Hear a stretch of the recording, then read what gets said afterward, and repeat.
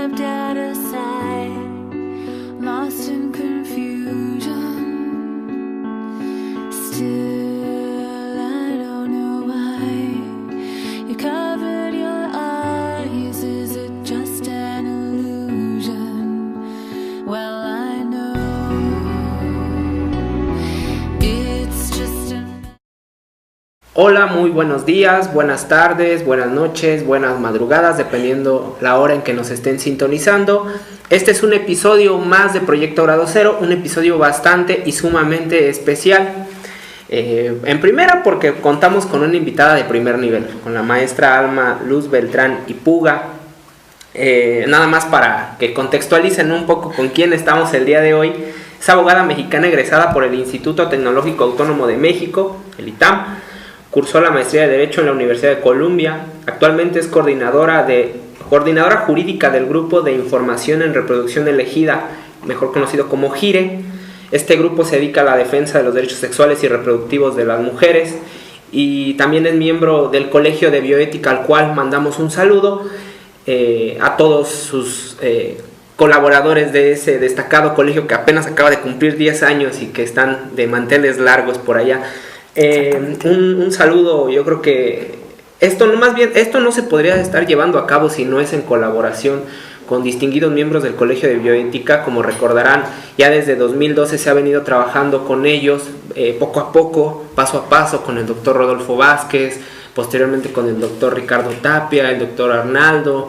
Ya por ahí hay también una entrevista con la doctora Asunción Álvarez del Río sobre eutanasia. Y a lo largo de este periodo, de este cierre de año, vamos a irles presentando una serie de entrevistas, de charlas con diversos temas relacionados con el ámbito de la bioética.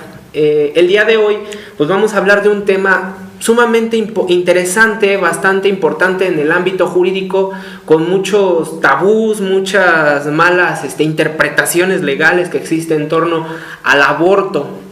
Una perspectiva, pues tratar de hacer una perspectiva comparativa entre diversas regulaciones que integran las 31 entidades federativas en México. ¿Y 32. por qué? Y el DF. y aparte, y algunos comentarios respecto a algunas regulaciones a nivel internacional. Bueno, para esta charla el día de hoy nos encontramos Aaron Almanza, Alma Luz Beltrán y Puga y Héctor Fernando Tapia. Bueno, yo creo que para comenzar este tema tendríamos que tener alguna concepción de lo que sería el aborto antes de entrar a analizar pues lo que sería la regulación a nivel nacional y quizás internacional. Doctora, ¿qué nos podría decir acerca del aborto? ¿Cómo podemos concebirlo? ¿Qué es? Bueno, desde la postura feminista, que es la que yo suscribo, y además también desde la perspectiva de la bioética, el aborto es la decisión que una mujer toma de interrumpir un embarazo no deseado. Y bueno, es una elección difícil que tienen las mujeres, que ya sea por cualquier cuestión de no planeación o de que fallaron los anticonceptivos o que inclusive hubo alguna agresión sexual, y como producto de esta violación sexual las mujeres pues quedan embarazadas y se ven en este dilema de qué hacer, ¿no? Y ahí es pues cuando entra el tema de lo interrumpo o no lo interrumpo, y pues para eso está el dilema también jurídico, ¿no? De cómo se ve o se ha tratado este tema en las cortes, pero en principio es un dilema personal de las mujeres. Y yo creo que para entrar en materia, doctora, pues ya lo comentaba hace un momento, las 31 entidades federativas y el Distrito Federal tienen una regulación tan diversa, tan variada, con contradicciones, con conceptos que muchas veces no son jurídicos. Uh-huh. El claro ejemplo está en la palabra concepción. No sé desconozco si algún código maneje la palabra concepción, pero como tal la palabra, ahorita en el diplomado en bioética se han encargado de no desacreditarla sin fundamento, yo creo que con fundamento, de decir, esto no es un concepto que debe de estar dentro de una norma. ¿Qué perspectiva tiene o qué nos podría comentar respecto de la regulación que existe a nivel federal? Porque también está tipificado en el Código Penal Federal, pero también en los códigos locales. Sí, pues digo, como tú bien lo mencionas, tenemos una diversidad de regulaciones en el tema del aborto. El tema del aborto es más que nada una cuestión estatal, porque cada estado tiene competencia para regularlo, aunque también el Código Federal lo prevé con un ámbito de aplicación más restringido, ¿no? O sea, esto se aplica a las aguas territoriales, al espacio aéreo, o sea, cualquier delito que sea cometido fuera del territorio de los estados o por los servidores públicos, ¿no? Entonces, esa parte del Código Penal Federal pues tiene un ámbito que prácticamente no se aplica. Pero está despenalizado en el Código Penal Federal por violación y aborto culposo, así como aquel que ponga en riesgo la vida de la mujer o del producto de la concepción, ¿no? Entonces, pero digo, desde nuestra práctica, la aplicación a nivel federal es muy escasa. Es más, yo no conozco de ningún caso. Pero a nivel estatal sí, a nivel estatal pues hay una diferencia en los estados y la causal violación, esto es cuando las mujeres son agredidas sexualmente y producto de esa agresión quedan embarazadas, pueden interrumpir su embarazo en todo el país. O sea, esta es una causal que está despenalizada en las 32 entidades, incluyendo el Distrito Federal, y de ahí pues la legislación varía. Hay estados más restrictivos como Querétaro y Guanajuato, que tienen dos de las legislaciones más restrictivas en el tema, que nada más prevén la causal violación y el aborto culposo, que este es el aborto que se produce sin intención de las mujeres, o sea, el que, no sé, la clásica escena de telenovela de que la mujer se cayó por las escaleras, y es un aborto accidental, o aquel que la mujer no quería pero que se produjo, ¿no? Cualquier aborto espontáneo podría estar dentro del aborto culposo o imprudencial, y entonces pues sí, Querétaro y Guanajuato pues son dos estados que tienen nada más dos causales. Hay estados que, por ejemplo, tienen muchas más permisiones, como puede ser el Distrito Federal, que además de esas dos causales, pues contempla las malformaciones congénitas del producto, el que la mujer pueda interrumpir su embarazo por razones de salud, una causal un poco rara que es la inseminación artificial no consentida y de la cual tampoco conocemos ningún caso. Pero bueno, que se puede dar en virtud de las técnicas de reproducción asistida y de que falte un consentimiento informado de las mujeres a la hora de la inseminación. Y pues bueno, o sea, a grandes rasgos, pues habría otros estados también que permiten el aborto por razones de salud, por riesgo a la vida de la mujer y por estas otras causales de inseminación artificial o de malformaciones congénitas. Entonces, pues hay una variación. La mayoría de los estados tiene contemplado el riesgo a la vida de las mujeres, esa es otra causal que tienen, y de ahí pues va bajando a salud o a malformaciones, inseminación. Y el DF pues es el único, ¿verdad?, que tiene esta regulación amplia y una causal abierta para que las mujeres por elección propia dentro de las primeras 12 semanas del embarazo puedan interrumpirlo, y está además garantizado en los servicios públicos de salud, ¿no? Las mujeres pueden acudir dentro de las primeras 12 semanas y se realiza por personal calificado y en condiciones de calidad. Entonces, pues así más o menos está el panorama, ¿no? Ahora, ¿cuál dentro de esta diferenciación en las legislaciones respecto a la regulación del aborto? Sabemos que la Corte ha llevado a cabo determinaciones, ¿no? Incluso hubo un periodo en el que, bueno, se resolvía aquí que el aborto era constitucional, y en algunos estados como San Luis Potosí y todos ellos se establecía el respeto de la constitucionalidad del derecho a la vida. Uh-huh. Aquí, ¿cuál sería el fundamento que ha tomado la Corte para, de alguna manera, permitir estas diferenciaciones en la legislación? Pues es que la Corte, ahora sí que estas diferenciaciones parten de la libertad competencial que tienen los estados en la regulación penal, ¿no? Que es algo que dice la Corte en esa sentencia del 2008, de que, o sea, cuando valida la despenalización del aborto en el Distrito Federal, uno de los argumentos es este argumento formal de las competencias, ¿no? Y decir, bueno, los estados, porque la Constitución no prohíbe despenalizar conductas tienen esta facultad de decir qué es un delito y qué no, ¿no? Entonces, de acuerdo con la regulación estatal, pues ahí el Código de Delitos, el Código Penal, pues haría su clasificación propia. Yo creo que la Corte digamos, hay desde nuestro punto de vista, como GIRE, como Colegio Bioética, creemos que efectivamente la legislación es discriminatoria para las mujeres, ¿no? Porque no es posible que en el Distrito Federal, inclusive una mujer por voluntad propia pueda acceder a un servicio de calidad, y en Guanajuato nada más si la violan o tiene algún aborto culposo, ¿no? Entonces sí hay una diferencia amplia y grande y discriminatoria para las mujeres según el estado en el que están.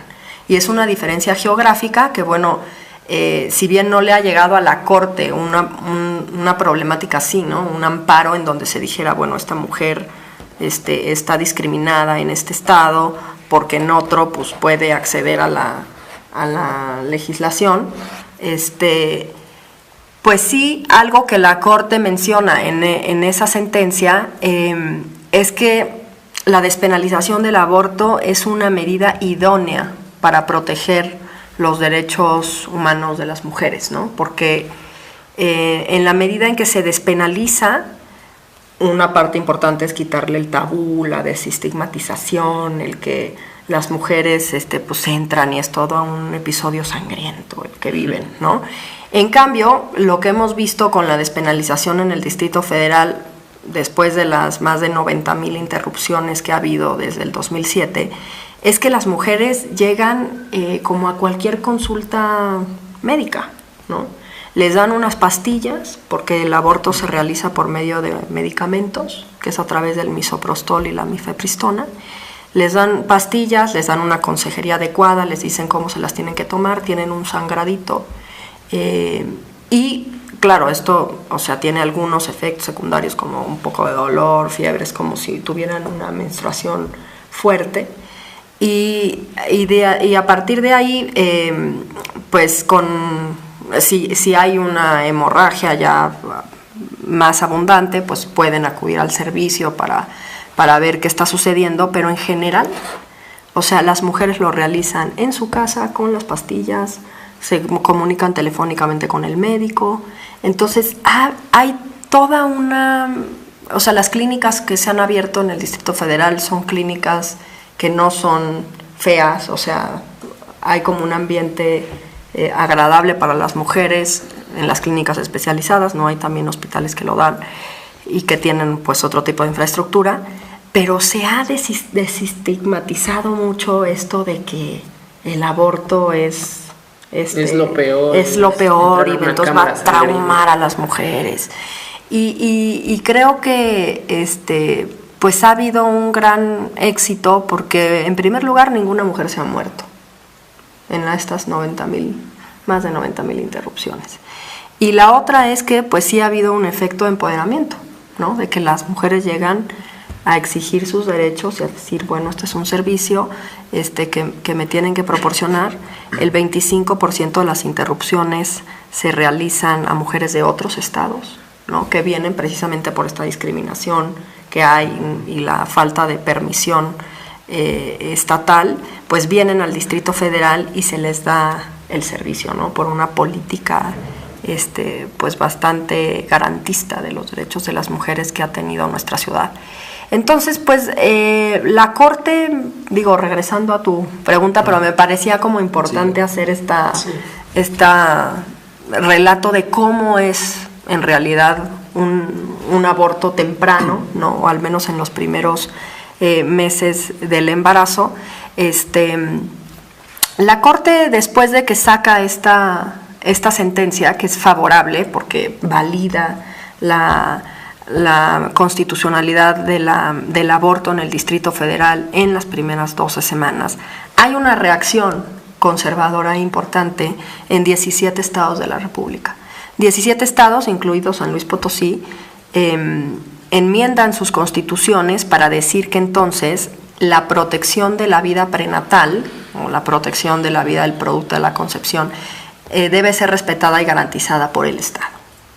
Y esta pues es una estrategia que tienen tanto el PAN como el PRI en ese entonces, ¿no? Porque son reformas que planchan en los congresos sin mucha discusión y haciendo esta mancuerna.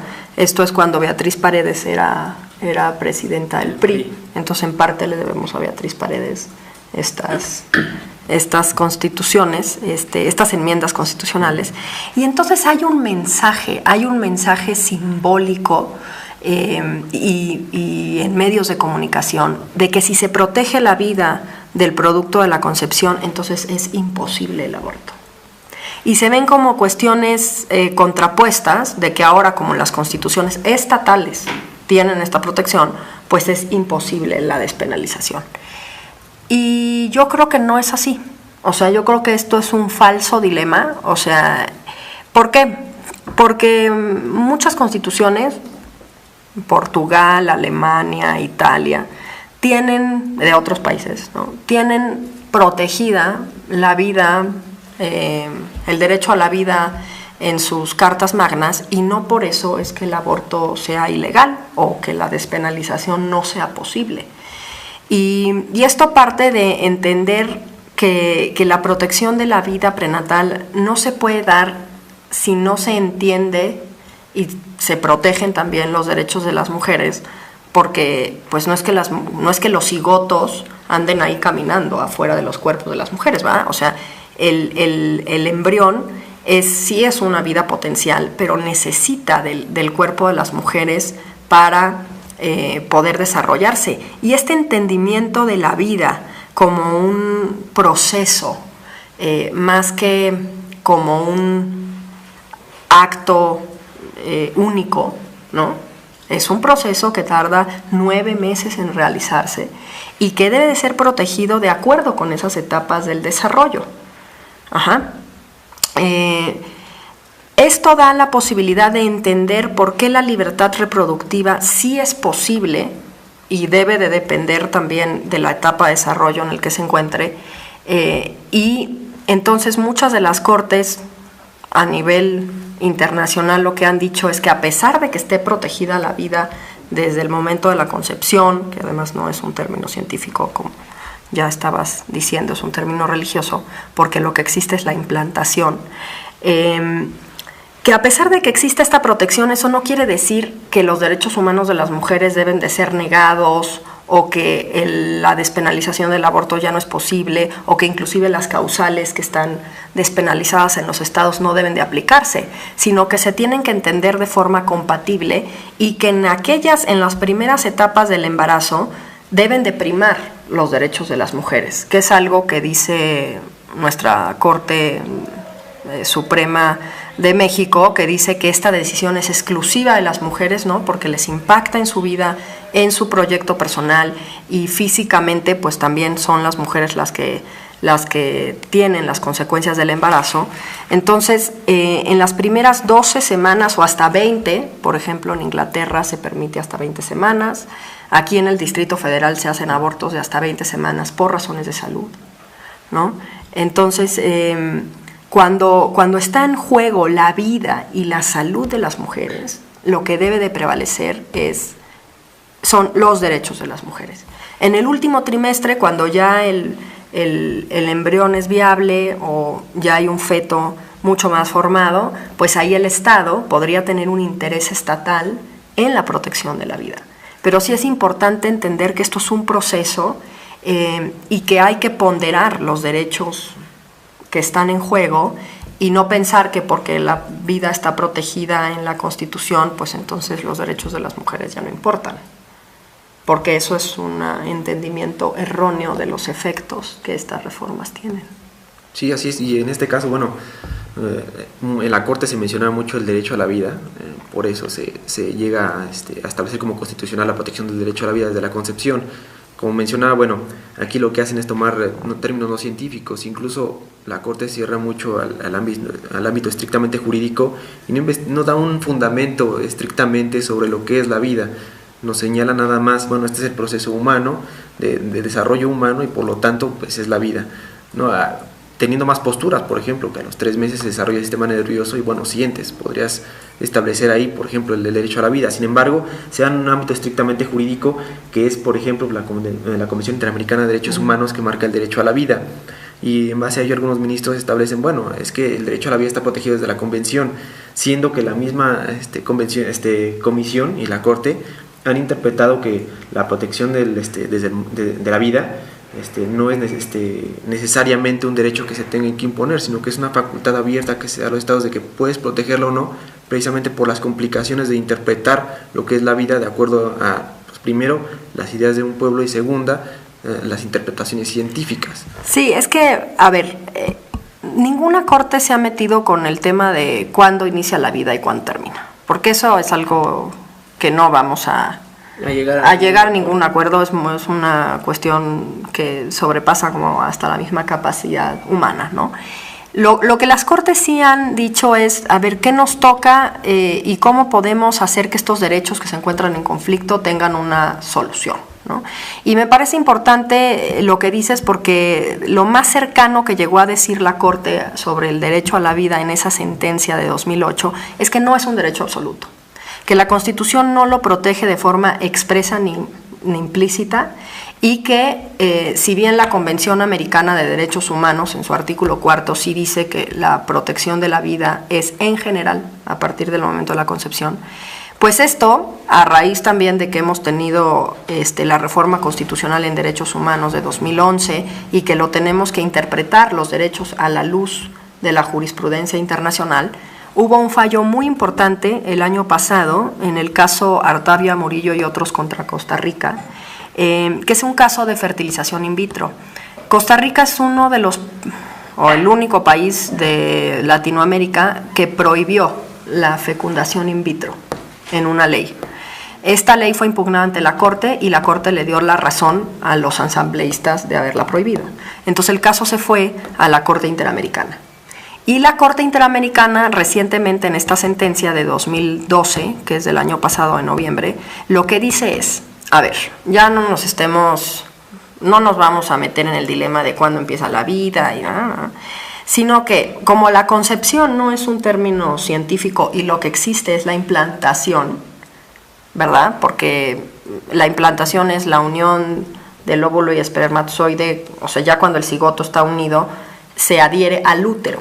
Y ahí es cuando se puede determinar un embarazo. Ahí es cuando las pruebas de embarazo de las farmacias funcionan. O sea, antes de esos 12 días, o sea, cuando el óvulo fecundado va caminando por la trompa de Falopio, nadie puede saber que está embarazada, ni siquiera la propia mujer, ¿verdad? Eso de que, ay, le cambiaron los ojitos y tiene una expresión de felicidad. Sí.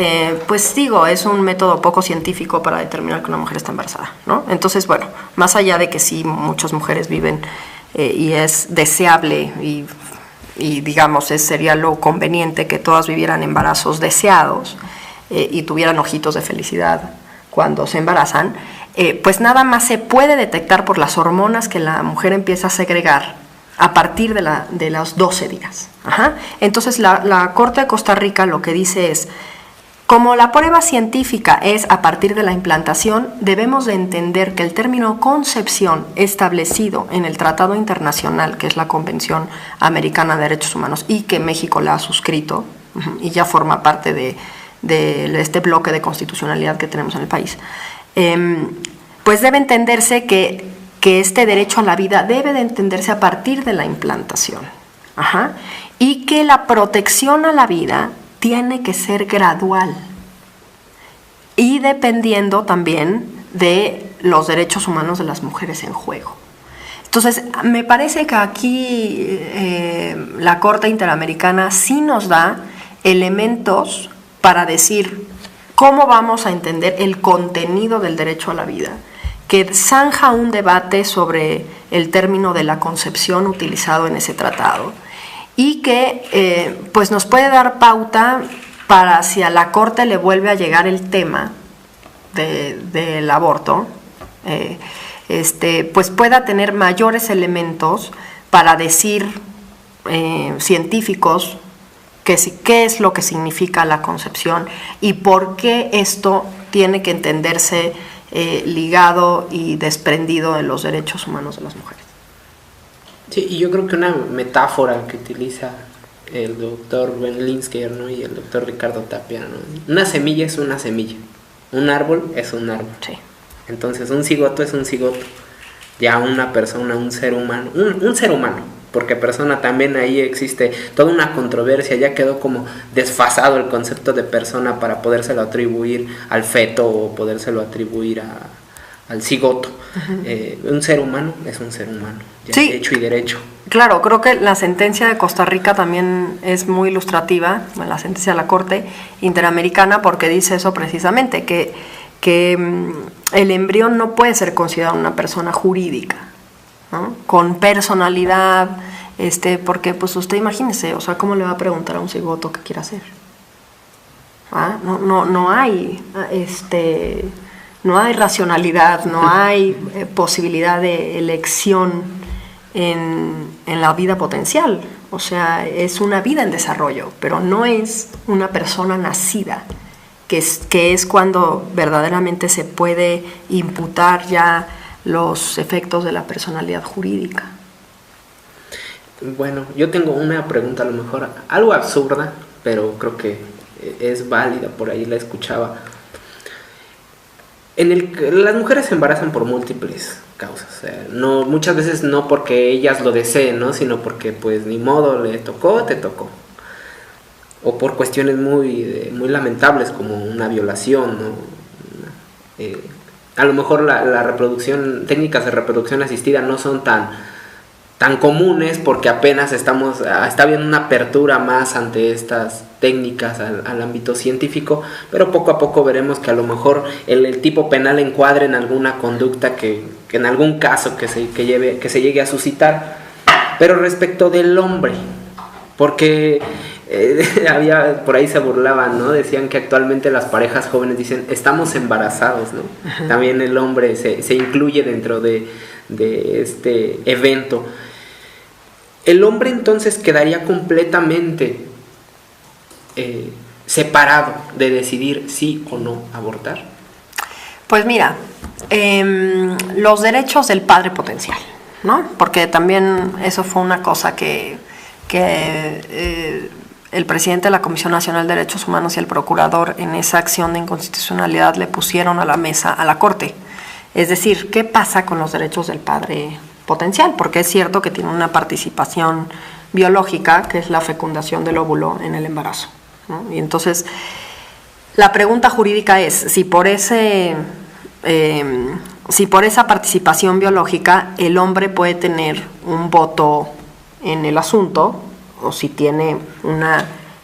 su libertad reproductiva, que está constitucionalizada en el artículo 4, que dice toda persona es libre de decidir sobre el número de espaciamiento de sus hijos, lo cual esto incluye a los hombres, pues podría primar sobre el derecho de la mujer a interrumpir un embarazo. Y la respuesta de la Corte es no puede. O sea, no puede porque esta decisión que la Corte mexicana acaba diciendo es exclusiva de las mujeres, es porque el embarazo tiene un impacto asimétrico en la vida de las mujeres respecto de los hombres, en dos sentidos. Uno, porque es la mujer la que físicamente conlleva las consecuencias de ese embarazo, cuyo cuerpo cambia, por más que el hombre se sienta embarazado y pueda tener mareos y antojos, ¿no? Porque finalmente no le está creciendo la panza, ¿no? Sí hay una diferencia entre el antojo y el que te crezca la panza, ¿verdad? Entonces hay una diferencia sexual en ese sentido y biológica en el cuerpo de las mujeres. Y la otra es que como las mujeres son encargadas y han sido encargadas históricamente de la crianza y el cuidado de los hijos, también el tener un hijo les impacta en todo lo que tiene que ver su rol social de maternidad. Y les impacta de forma distinta. No es porque a los hombres, no tengan derechos de paternidad o hay muchos que inclusive ya se están involucrando cada día más en la tarea del cuidado y del rol de los hijos. Pero la realidad es que todavía la mayoría de las mujeres se encarga de los trabajos de cuidado. Entonces, debido a que el embarazo les impacta asimétricamente físicamente y socialmente, es que la Corte dice que esta decisión de última es facultad exclusiva de las mujeres por sobre lo que diga el hombre. Claro, el hombre puede opinar, pero finalmente quien va a llevar el embarazo o en donde se va a llevar la interrupción es en el cuerpo de las mujeres. Y esa es una razón primordial, además de que evidentemente se sufre de forma distinta la consecuencia social de tener hijos para las mujeres, ¿no?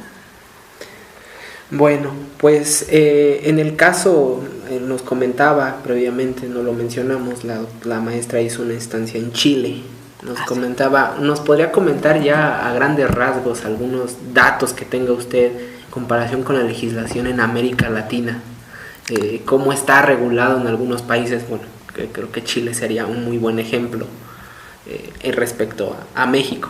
Sí, no, pues digo, Chile es parte de el bloque conservador de países latinoamericanos que prohíbe completamente el aborto. Igual que República Dominicana y que El Salvador, en donde está completamente criminalizado. Chile tiene una legislación completamente restrictiva y esto parte curiosamente del golpe de Estado de Pinochet. En 1973, cuando Pinochet asumió violentamente el mando, se quitó del Código Penal chileno la posibilidad de las mujeres de interrumpir su embarazo por razones de violación o de salud. Y estas dos causales que estaban en el Código Penal anterior, pues forma parte de este estado impositivo y hasta cierto, antidemocrático, de un país que curiosamente, algo que platicábamos, tiene un desarrollo económico importante, pero en este tema es bastante prohibitivo. Y ha habido varios intentos en Chile de restablecer estas dos causales, pero nunca se ha tenido el consenso suficiente de la Asamblea. Inclusive la Corte Constitucional chilena es bastante conservadora. En algún momento consideró que la anticoncepción de emergencia era abortiva y prohibió la distribución pública de la anticoncepción de emergencia en un mal entendimiento de lo que es la protección de la vida que está en la Constitución de Chile. Y bueno, pues vamos a ver qué sucede ahora con Bachelet, porque lo más probable es que en las próximas elecciones de noviembre Bachelet regrese al poder y viene desde un partido que se llama ahora Nueva Mayoría y está contendiendo curiosamente contra otra mujer que se llama Matei. Y pues vamos a ver, lo más probable es que Bachelet gane, pero pues también la ha tenido difícil como para empujar el tema de la libertad reproductiva. Y pues lamentablemente en países como Chile, El Salvador, República Dominicana, Honduras, pues las mujeres que están, no ya que quieren interrumpir su embarazo por elección propia, ¿no? Porque sabemos que las mujeres que tienen recursos acuden con un médico privado o se van a otro país donde se puedan realizar la interrupción y las interrupciones ocurren, aunque estén prohibidas. En cambio, las mujeres de bajos recursos pues no tienen la misma capacidad para pagar abortos seguros.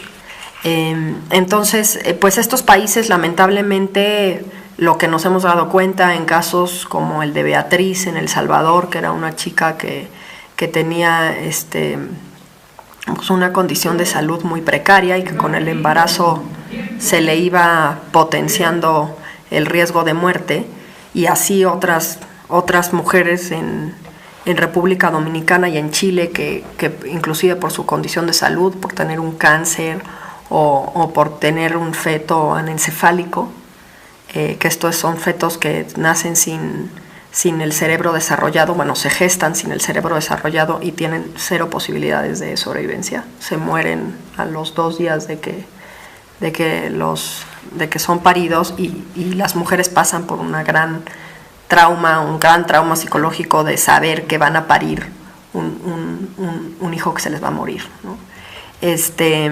Pues estas grandes cuestiones, la de los fetos anencefálicos, los dilemas de las mujeres con cáncer, con VIH, que gestar les importa un riesgo de salud y de vida, pues sufren grandemente en estos países donde no está ni siquiera despenalizado el aborto por razones de salud. Entonces, pues esperemos que ahora la señora Bachelet, que va por su segundo mandato y que pues es lo más probable es que gane, pues pueda recuperar este tema que Pinochet les negó a las mujeres en 1973. Aparte, no, yo creo que no es una cuestión ya no de moralismo, de adoptar una tendencia, un código moral. Yo creo que más bien debería ser traducido en una política pública, no por bienestar de las mujeres, ¿no? Como bien lo dice, el que esté penalizado o el que no esté permitido el aborto. Porque cabe aclarar, en el Distrito Federal no está permitido, está regulado. Hasta la 12ª semana de gestación se puede abortar. Pero esto lo que llevaría es a promover, ese es otro, yo creo que otro tema aparte, promover políticas públicas en las cuales las mujeres que acudan a estos servicios, pues en las mejores condiciones puedan acceder, ¿no? Y no corren riesgo su vida, no corren riesgo la vida de las mujeres. Sí, pues aquí podríamos decir que el aborto está legalizado, porque además de que no, o sea, el aborto no, en las primeras 12 semanas el Código Penal no le da relevancia jurídica, porque está definido el aborto como la interrupción del embarazo a partir de las 12, entonces lo que suceda en las 12 al derecho no le importa, de cierta manera. Pues esto la legalización lo que tiene como consecuencia es que precisamente eso, que haya una política pública que en los sistemas de salud regule cómo se va a llevar a cabo este servicio, ¿no? Y que sea un derecho que el Estado garantice finalmente, que se viva como algo que sale de la clandestinidad y de la sombra y del trauma y del tabú a un derecho constitucionalmente protegido por el Estado, regulado en política pública, en lineamientos, reglamentos y con una voluntad política sólida de las instancias públicas de salud para prestar el servicio. Sí, porque seguir, yo creo que tomando como fundamento el derecho a la vida parece incluso contradictorio.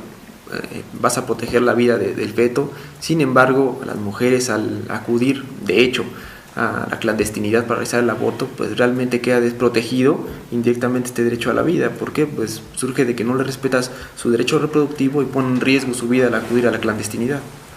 Sí, eso es cierto. O sea, ¿cómo podríamos imaginarnos un Estado que protege adecuadamente la vida?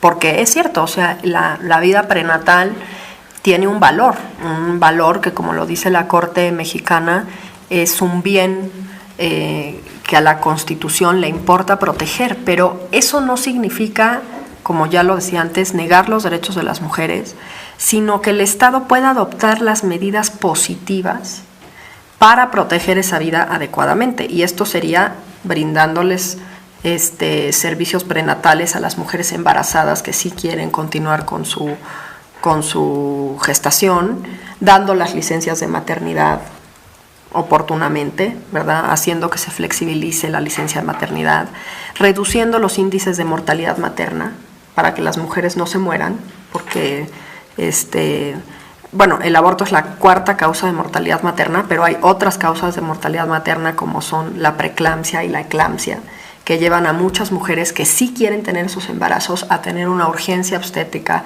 y a morirse porque no les dan una atención adecuada.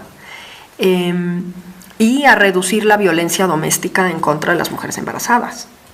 Por una mujer embarazada que su marido la golpea, pues además de sus derechos, de su integridad personal, pues está en riesgo la vida de ese producto de la concepción que sí es deseado por la mujer.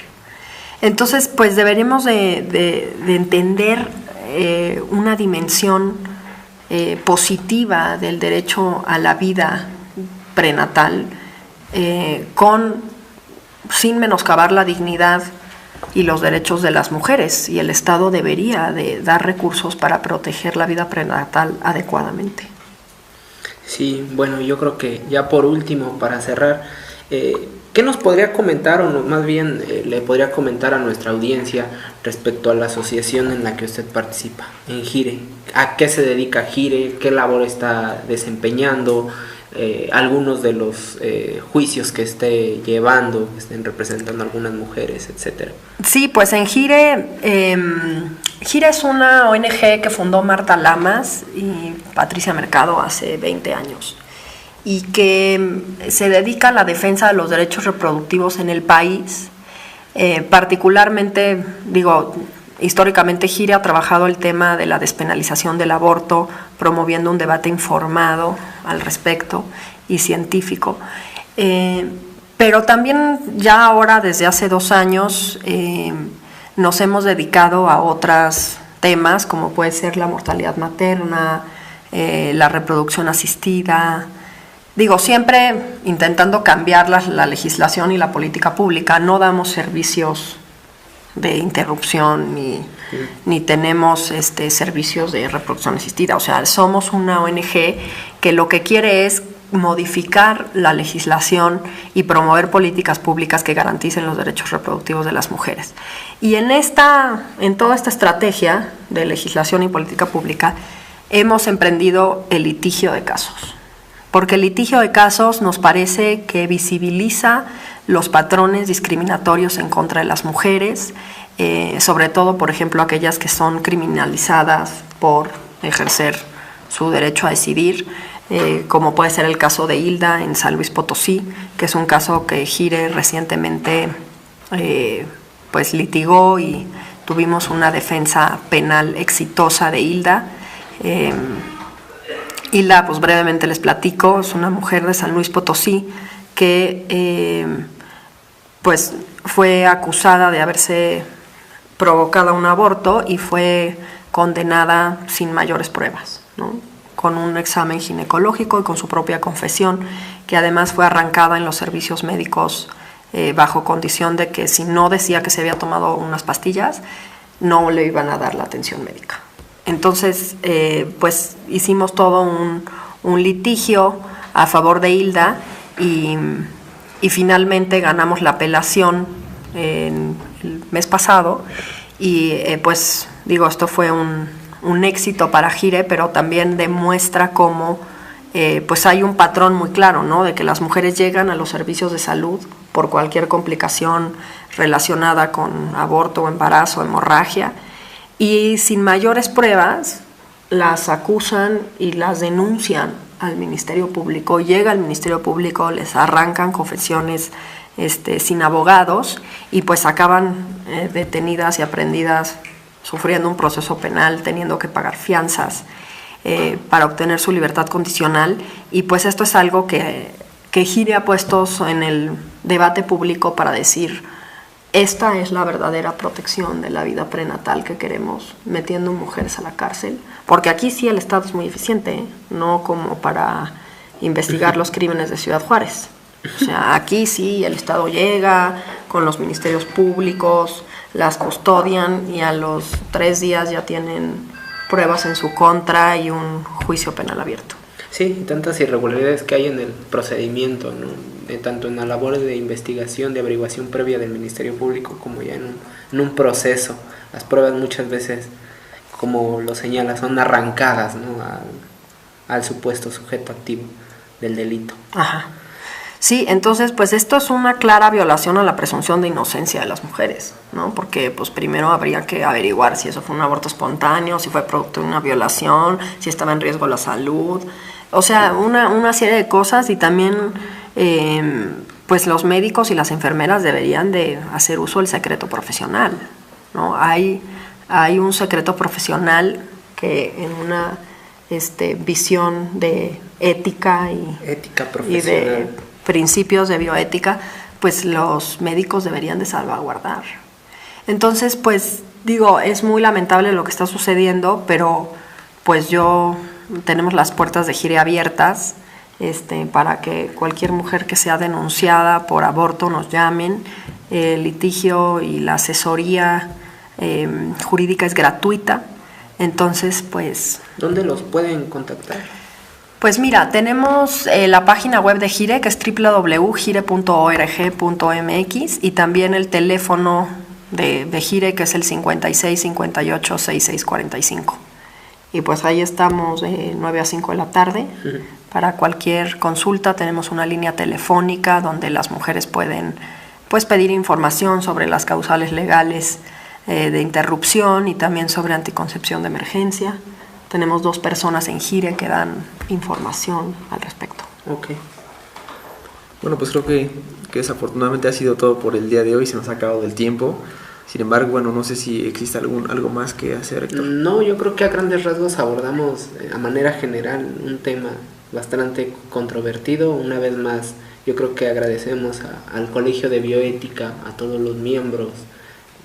Ya mencionábamos. Un saludo fuerte al colegio. Sí, a todos los miembros del Colegio de Bioética.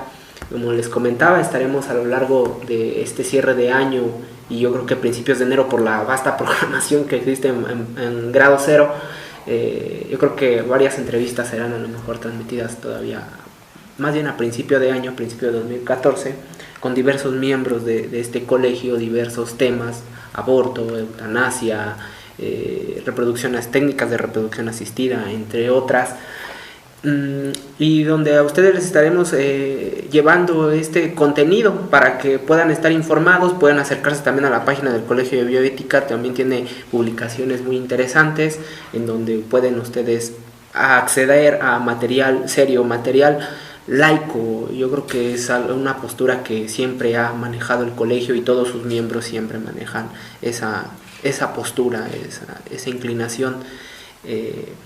Mandar un saludo muy afectuoso al doctor Rodolfo Vázquez, al doctor Ricardo Tapia, al doctor Arnaldo Kraus, a la doctora María Asunción Álvarez del Río, que ya han tenido a bien participar en este proyecto, no presencialmente aquí desde el estudio. Más bien la maestra Beltrán es la primera que nos acompaña aquí en el estudio de Proyecto Grado Cero. Entonces también eso está muy padre para nosotros, para el Proyecto Grado Cero. Y pues no queda más que agradecerle públicamente por acceder a participar en este proyecto estudiantil de la Facultad de Derecho. No, pues muchas gracias por la invitación. Yo espero que pues haya sido claro lo que intenté decir. Y pues un saludo a todo el mundo que nos ve desde las redes sociales y desde YouTube y desde distintas partes de Latinoamérica. Un saludo afectuoso. Bueno, pues muchas gracias. Ya saben que pueden encontrarnos en nuestras páginas de internet www.proyectogradocero.com, también en Facebook como Revista Grado Cero y en Twitter como @Proyecto Grado Cero, el 0 con número.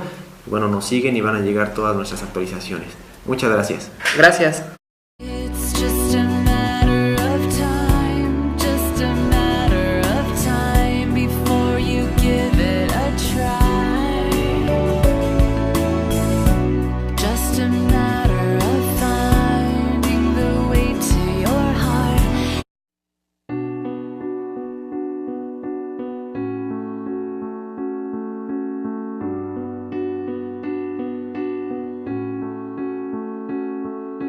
Tired of waving goodbye, you kept out of sight, lost in confusion. Still, I don't know why you covered your eyes. Is it just an illusion? Well, I know it's just an... Hola, muy buenos días, buenas tardes, buenas noches, buenas madrugadas, dependiendo la hora en que nos estén sintonizando. Este es un episodio más de Proyecto Grado Cero, un episodio bastante y sumamente especial. En primera, porque contamos con una invitada de primer nivel, con la maestra Alma Luz Beltrán y Puga. Nada más para que contextualicen un poco con quién estamos el día de hoy. Es abogada mexicana egresada por el Instituto Tecnológico Autónomo de México, el ITAM. Cursó la maestría de Derecho en la Universidad de Columbia. Actualmente es coordinadora jurídica del Grupo de Información en Reproducción Elegida, mejor conocido como GIRE. Este grupo se dedica a la defensa de los derechos sexuales y reproductivos de las mujeres, y también es miembro del Colegio de Bioética, al cual mandamos un saludo a todos sus colaboradores de ese destacado colegio que apenas acaba de cumplir 10 años y que están de manteles largos por allá. El Distrito Federal. Y de ahí pues la legislación varía. Hay estados más restrictivos como Querétaro y Guanajuato, que tienen dos de las legislaciones más restrictivas en el tema, que nada más prevén la causal violación y el aborto culposo, que este es el aborto que se produce sin intención de las mujeres, o sea, el que, no sé, la clásica escena de telenovela de que la mujer se cayó por las escaleras y es un aborto accidental, o aquel que la mujer no quería pero que se produjo, ¿no? Cualquier aborto espontáneo podría estar dentro del aborto culposo o imprudencial, y entonces pues sí, Querétaro y Guanajuato pues son dos estados que tienen nada más dos causales. Hay estados que, por ejemplo, tienen muchas más permisiones, como puede ser el Distrito Federal, que además de esas dos causales, pues contempla las malformaciones congénitas del producto, el que la mujer pueda interrumpir su embarazo por razones de salud, una causal un poco rara que es la inseminación artificial no consentida, y de la cual tampoco conocemos ningún caso.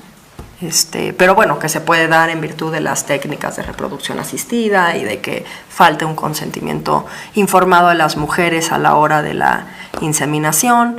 Y pues bueno, o sea, a grandes rasgos, pues habría otros estados también que permiten el aborto por razones de salud, por riesgo a la vida de la mujer y por estas otras. ¿Qué perspectiva tiene o qué nos podría comentar respecto de la regulación que existe a nivel federal? Porque también está tipificado en el Código Penal Federal, pero también en los códigos locales.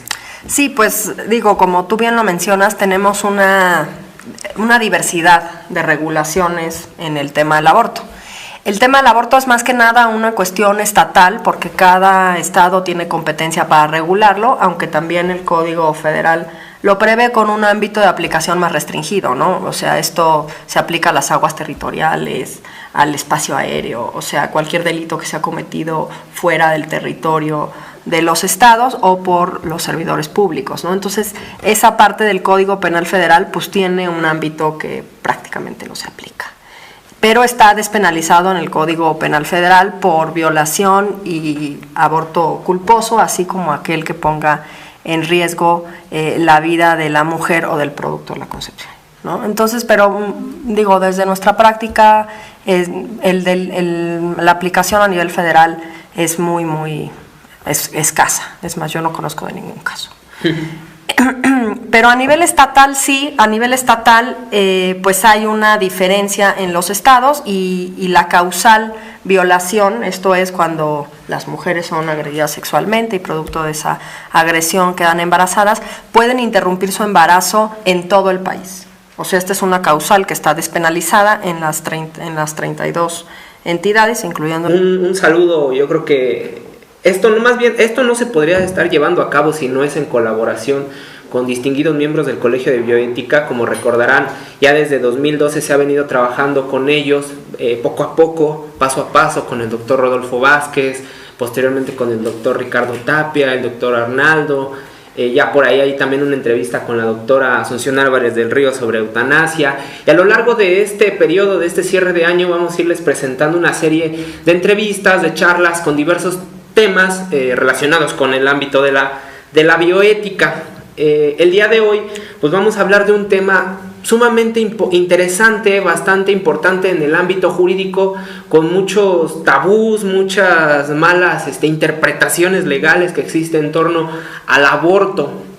Una perspectiva, pues tratar de hacer una perspectiva comparativa entre diversas regulaciones que integran las 31 entidades federativas en México y 32.